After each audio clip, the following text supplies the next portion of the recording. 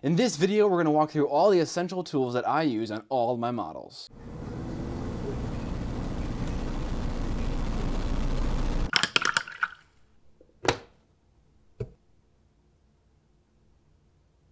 What up, Mini family? I love tools. I have way more than I will ever need. Kind of like my models. I have way more than I'll ever paint. We're gonna break down my tools into two categories, prep and paint. Let's get it on. The first and most essential tool in your prep kit is the flush trim clippers. One side is indented and the other side is flush, so when you're cutting models out of the sprue, you leave very little flash. They're also incredibly strong. They can cut through all kinds of things. Oh God, no! Please! No! I'll tell you anything! After the clippers, we have the X-Acto knife.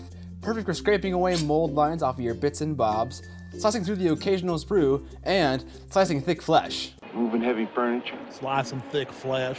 What comes after knives? Pin vices, that's right. Whenever you need to pin an appendage together, like on pewter models or pin models to their base, you need a way to drill those holes, and a pin vise is great for chewing holes fast. Warning, if you decide you want to use larger bits in your pin vise, drilling into pewter can be especially time consuming, and if you're a pasty white nerd like me, it can cramp your hand, so stop looking dumb and get a Dremel. Along with drill bits is pin material, and this can be anything from hanging wire to brass rods to paper clips.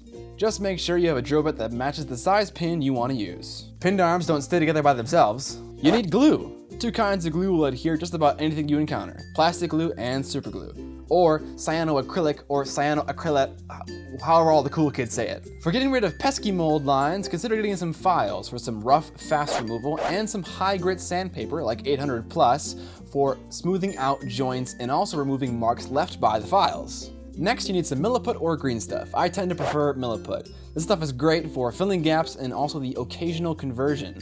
For smoothing the stuff out, I like to use a putty knife of some kind and also color shapers. After that, we need some basing materials. You can grab some dirt from outside or pick up some sand or small rocks from your local hobby shop. Some of you who are actually paying attention to what I'm saying, I'm looking at you, Chad. What kind of name's Chad anyways? Maybe curious why I group basing materials with my prep step. This is simply because I like to base my miniatures before I'm priming, so I group it with the prep stuff. The final tool I use in the prep step is a wooden block. I tend to pin my miniatures to this thing so that I'm not touching it while painting.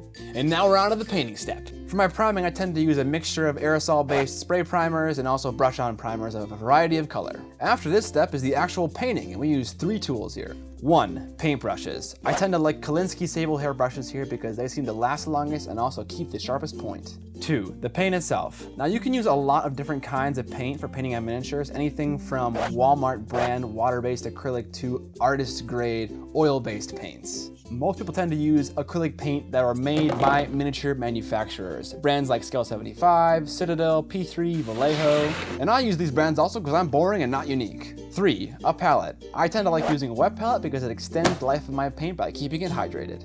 While I don't necessarily use varnish on all my miniatures, I think it's important to mention it regardless. When your painting models will be handled a lot, it's important to protect that last layer of paint you put on so it doesn't rub off because of your finger oils. It comes in a variety of finishes such as glossy, satin, and matte, so make sure you know what you want.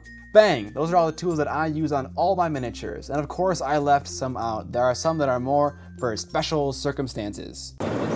If you feel like I missed any essential tools, please do not hesitate to leave them in the comment section below. But for now, let's look at the community highlight for this week. This week we have a Frostgrave Treasure Hunter from Mike Marines. The whole thing has an icy tinge to it, from the blue of the cloth in the eyes, to the snow on the base, and the Ice Queen facial expression of the miniature. I love it. Thanks for the submission, Mr. Marine. If you're incredibly bored, I have a few other videos you can check out if you feel like my videos are your type of thing. And also consider subscribing. Please subscribe, I will die if you don't. Thanks for checking out my video, and don't forget to paint more minis. Just due to the sheer stock of miniatures they have, you could lose some serious time looking through all the categories they have. You can see tons.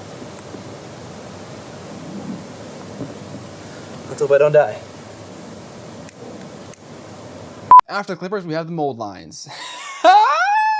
Little pesky mold lines. Not pesky, they're not pesky, they're just mold lines. They're pretty normal. What? This is gonna be the hardest video ever. After the X-Acto knife, we have the clippers. What? That's the reverse. Drilling holes. So stop looking dumb and get a Dremel. Almost got it. I swear to God, if that was out of focus, I'm gonna fucking kill someone.